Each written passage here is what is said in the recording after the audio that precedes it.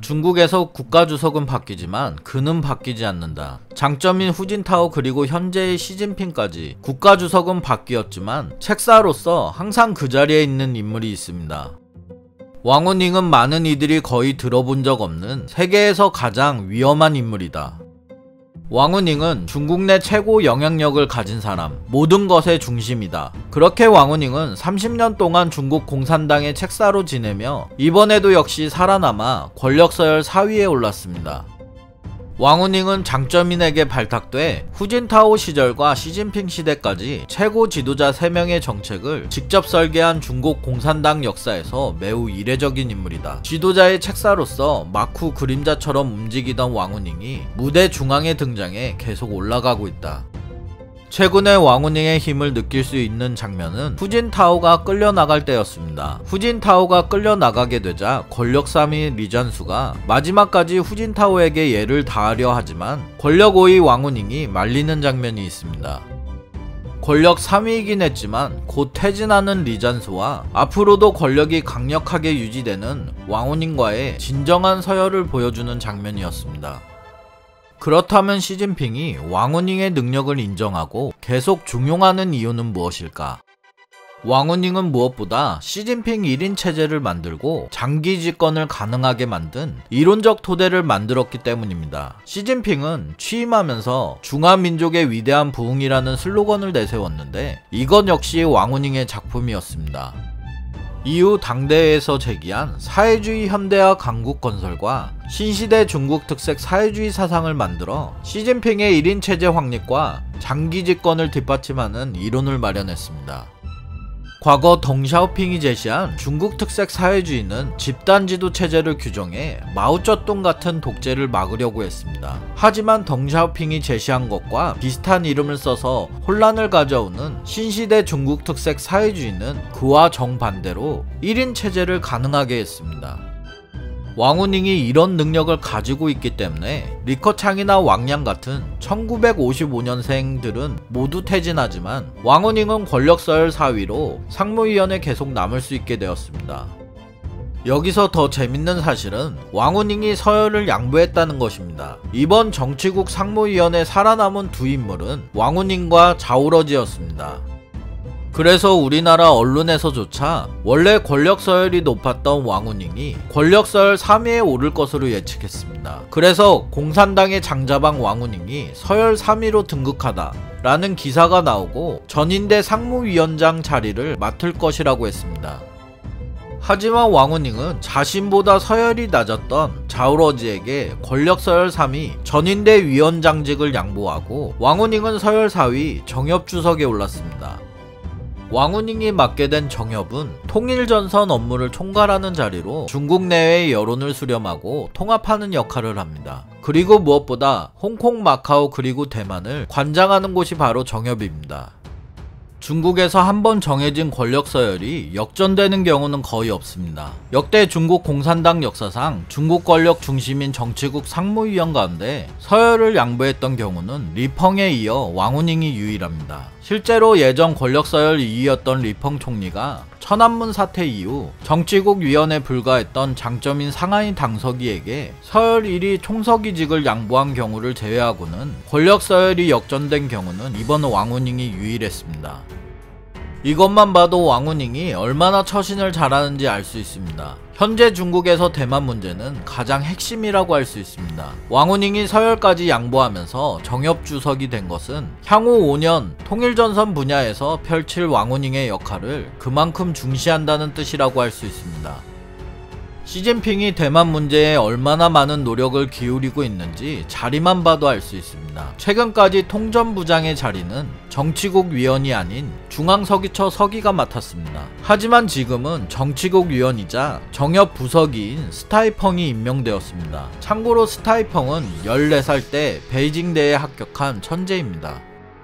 통일전선이란 공동의 적을 물리치기 위해 별개의 집단들이 합작하여 전선을 통일하는 것을 말합니다. 그래서 중국 공산당이 역사에서 성공할 수 있었던 3가지의 마법의 무기 중 하나로 불립니다.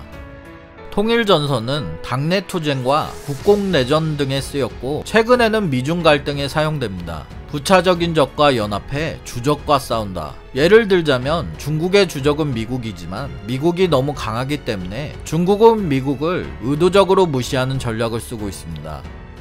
하지만 우리나라와 같은 미국의 동맹국에는 강경한 입장을 보이는 것입니다. 우리나라는 물론이고 상하이 모터쇼에서 BMW가 외국인에게만 아이스크림을 줘 중국인들이 분노했다는 독일 BMW 아이스크림 사건이 대표적입니다. 그리고 중국 공산당이 강렬한 반응을 보이는 대부분이 대만 문제와 관련이 있다는 점을 주목해야 합니다.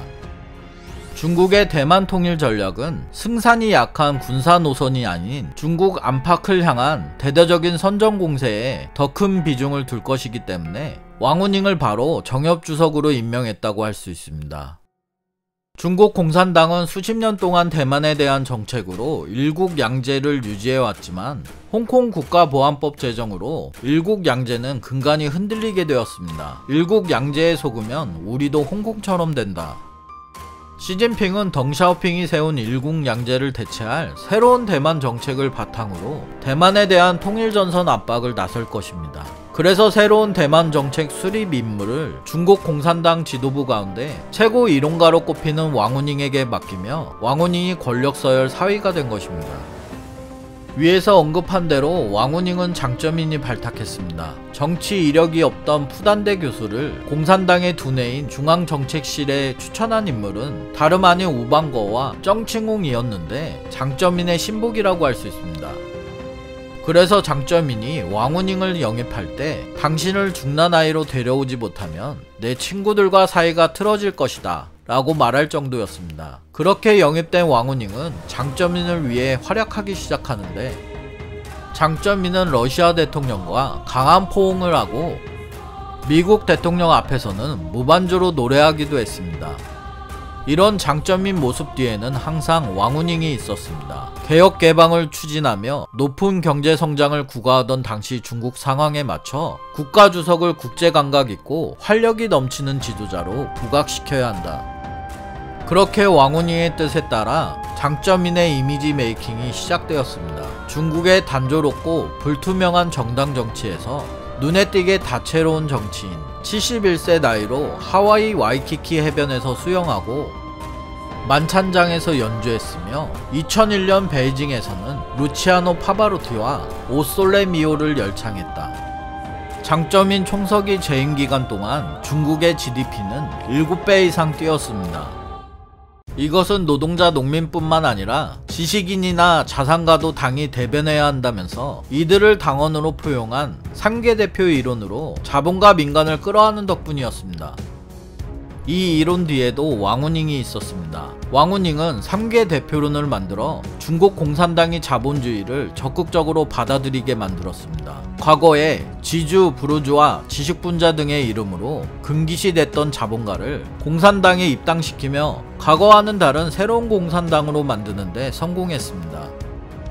이런 능력 덕분에 장쩌민, 후진타오, 시진핑으로 지도자는 바뀌었지만 정책 설계자는 언제나 왕후닝이었던 것입니다.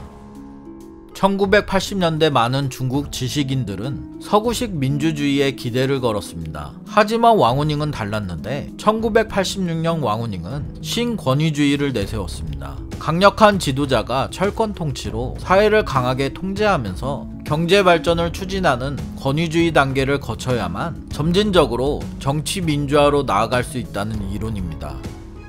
그런데 시진핑 시대에 들어서는 시진핑이 원하는 신권위주의를 만들어 민주화 대신 중국 특색을 가진 민주로 말장난을 시작하고 중국 중심의 새로운 질서를 만들어 나가겠다는 1대1로 정책을 추진합니다.